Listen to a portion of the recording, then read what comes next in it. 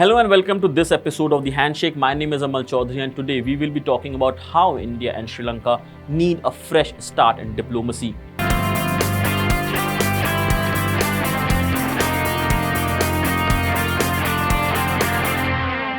The results of the recent elections in Sri Lanka show that dominant powers cannot easily control their periphery. We have seen how much more powerful countries than India, such as the US, fail to get their way in their sphere of influence, whether in Cuba in the past and Venezuela today. Not to mention the election of a left-leaning candidate as the president of Mexico earlier this year.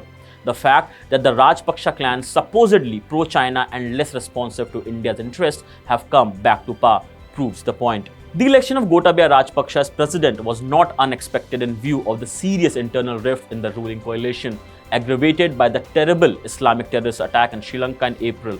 The February 2018 local elections had already indicated the political revival of the Rajapaksa clan. India has kept its channel with the clan open, judging by Mahinda Rajapaksa's visit to India in September 2018 when he met Prime Minister Narendra Modi and in February 2019. The challenges for India to protect its interests remained even with friendly Sri Sena Vikramasinghe government came in power in Sri Lanka. The country has a history of taking independent decisions even if they cause misgivings in India. The earlier government treated our concerns about China's increasing presence on the island with a strategic autonomy, pursuing, as usual, a balancing approach. It handed over the Hambantota port to China on a 99-year lease, erasing a $1 billion debt. This decision was echoed powerfully internationally by exposing the dangers of a debt trap and ceding territorial sovereignty that accompanies China's Belt and Road Initiative, that is the BRI. Now with the Rajapaksa brothers in power as president and prime minister, India has its diplomatic challenges worked out.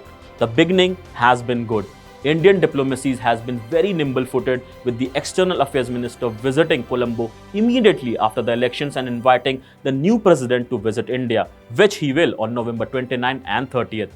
The first visit abroad by Gotabaya Rajapaksa to India has its own symbolic significance, translating into a diplomatic gesture his statement to the EAM that while China is a trade partner, India is a relative. The competition thrust by China on India in Sri Lanka will, however, not abate in the years ahead. Sri Lanka is a linchpin in China's Indian Ocean maritime strategy. If China's conduct in Nepal to eat into India's vital strategic space is a pointer, it's a strategic investment in Sri Lanka being even more important to it geopolitically. Beijing will continue to court Colombo through infrastructure investment. Having seen a pro-China government replaced by pro-India one in the Maldives, Beijing may feel compensated by the election results in Sri Lanka. China's foreign ministry spokesperson has expressed hope for high-quality BRI cooperation with Sri Lanka in the years ahead. Sri Lanka will continue to need investment to revitalize its economy, while India will play its part. Colombo will continue to look to Beijing. So this is it from this episode of The Handshake. For more such videos, keep watching MyNation.